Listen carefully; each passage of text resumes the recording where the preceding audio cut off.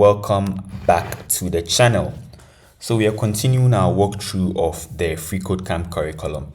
Now, if you've been following along, you know that we've done a walkthrough video for all of these. Yes, so I'll leave a link to them in the description below. If you want to check them out, you can do so. But in this video, we are going to learn more about CSS pseudo selectors by building a balance sheet. So this is what we are going to be building, and we'll be building all of this using HTML and CSS.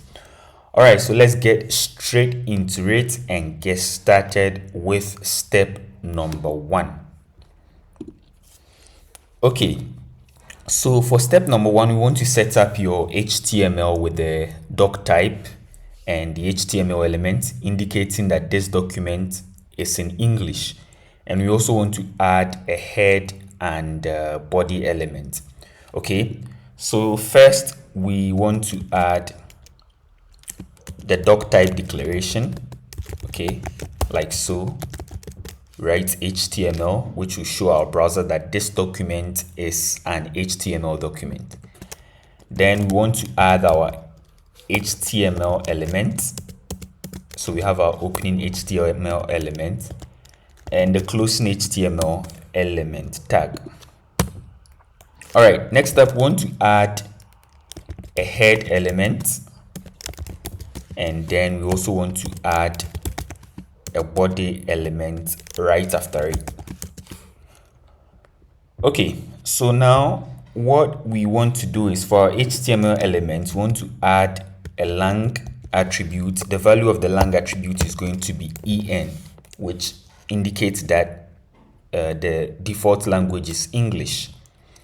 Then we also, for the head element, want to add some meta elements. Okay, so first we want to add a meta element, and the first meta element will have this attribute of charset, which we will set to UTF-8, and the second meta element, we'll give it a name attribute. The value is going to be viewport, and then we also want to give it a content attribute.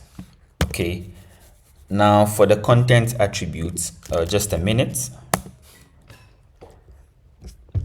So I mean, there are some things that you don't have to memorize them. Okay, just know where to find them if you need it. So for example, I'm going to come here. Yes, and for the content, I'll just copy this.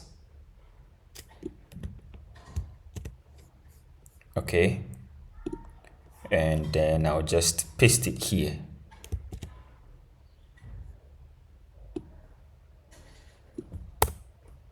All right, like so. Okay, so now we are done with our head element, sorry. Okay, one more thing. We also need to add a link attribute to it to set our, or to link our HTML to our CSS. So we say link, we use the link attribute, and we'll give it a rel attribute. The value is going to be style sheet, and we'll also add an href. The value of the href is going to be styles.css. Okay, so to make sure that this is working, let's go to our style sheet, and I'll do body. I'll give it a background color green.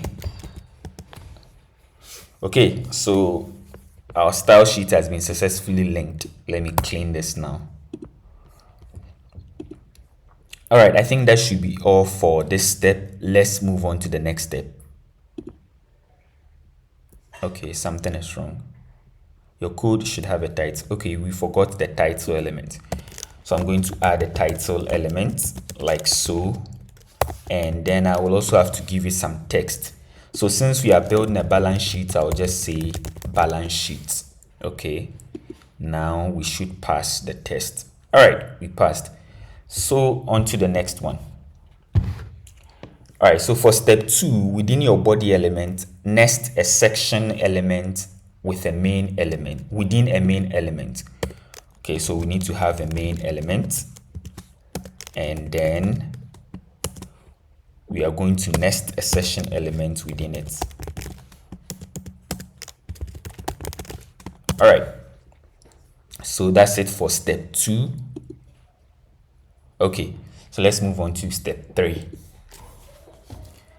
Within your section element, add an h1 element with a nested span element. Okay, so the first thing we want to do is to add an h1 element like so. And then within that h1 element, we want to add a span element like so.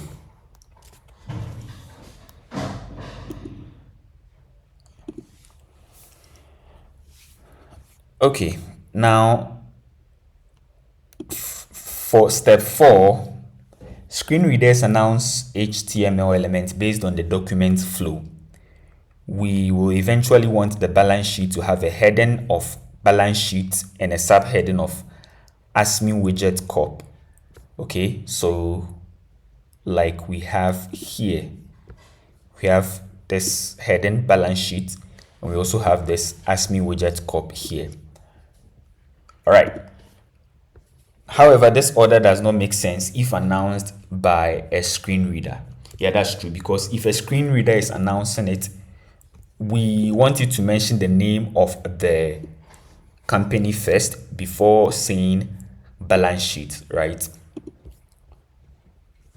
So what we want to do is give our existing span element a class attribute, and we set the class attribute to flex.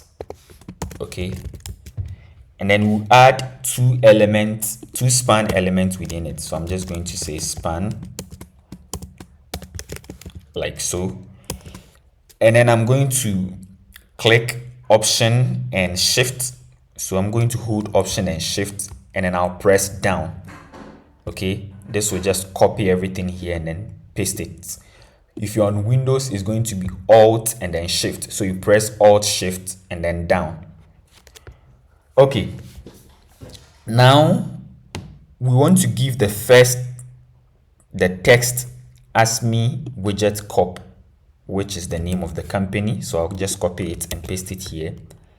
And then for the second, we want to give the text of balance sheet. Okay, all right. You will use CSS to reverse the order of the text on the page, but the HTML order will make more sense to a screen reader.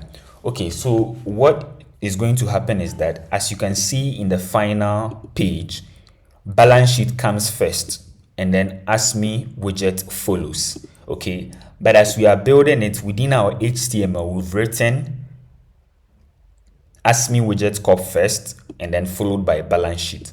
So this is to make sure that when screen readers are reading out our page, the screen reader will read the name of the company first and then we'll read balance sheet next, even though we can use CSS to switch it to reverse how it displays on the screen like it is here. So when we get to the CSS part, we will work on that, but for now let's move on. Okay, so below your h1 element, create a div element. Okay, so create a div element like so. Give it an ID set to GS. So an ID set to GS. And then you want this particular element to be hidden from screen readers. So give it the area hidden attribute. Okay, so we'll say area hidden attribute, we'll give it a value of true. Now this means that the div that we have here, whatever that we put in it, will be hidden from screen readers. So when screen readers get to this div, whatever that we have in this div, they are not going to read it. They are just going to pass on or move on to the next element. Okay, all right, let's move on. Now for step 6, within your div element, we want to add 3 span elements. So we'll add 3 span elements like so. Again, I want to use a shortcut here, so I'm going to click Option and Shift, and then I'll press down. Option and Shift, and then I'll press down. If you're on Windows, it's Alt and Shift, and then you press down. Okay, and I want to add a class attribute to each of these elements. So I'm just going to click here and then press and hold Option. If you're on Windows, press and hold Alt, and then click here as well. Okay, that way I can type at multiple places at the same time. So I'm going to say class, and then I'm going to give it a value of year. Okay, so what I'm going to do is I'm going to add the following text in order. So the first one is going to be 2019, the second one is going to be 2020, the third one is going to be 2021. All right, on to the next one. Now, next up, below the existing div element, we want to add a new div element with a class set to table wrap. This will be the container for your tables. So we're going to add a new div element, div, and it's going to have a class with a value of table wrap. Okay, then within that is within this div element, want to add 3 table elements. So we'll have table elements like so.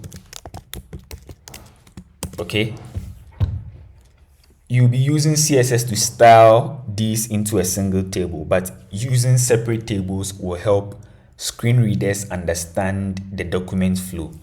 Okay, so I need to add 2 more tables. Once again, I'll use the shortcut Option Shift, and then I'll press down, or Alt Shift if you're on Windows, and then press down.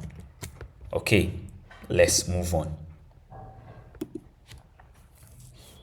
All right, so for step 8, HTML tables uses caption element to describe what the table is about. The caption element should always be the first child of a table, but can be positioned anyhow you want with the caption side CSS property. So add a caption element to your first table, which we have here, and give it the text asset. So I'm going to say caption, add our caption element like so, and then we are going to give our caption element the text assets. All right,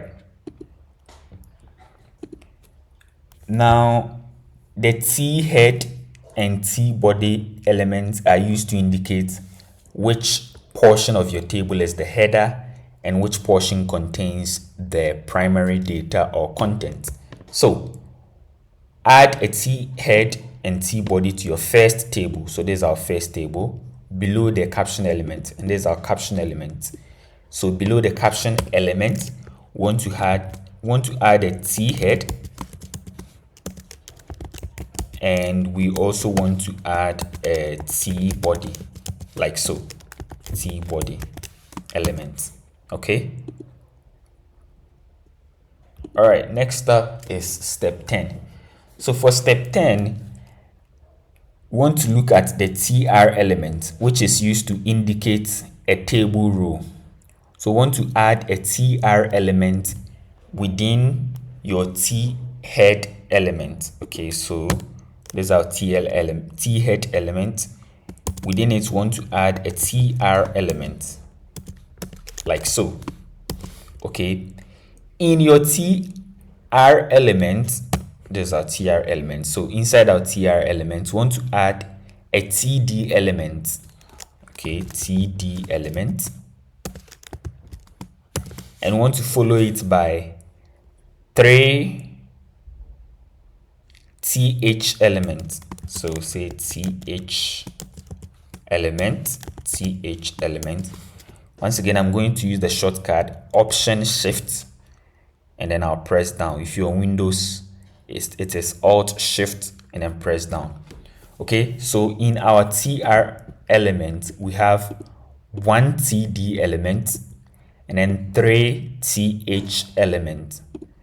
Okay, So the TD element, this one here, indicates a data cell, and the TH element indicates a header cell. Okay, when we start adding content into it, it will become more clearer to you. Okay, so let's move on. We are going to stop here in this video, and then we will continue in the next one with steps 11 to 20. Okay, so see you in the next one.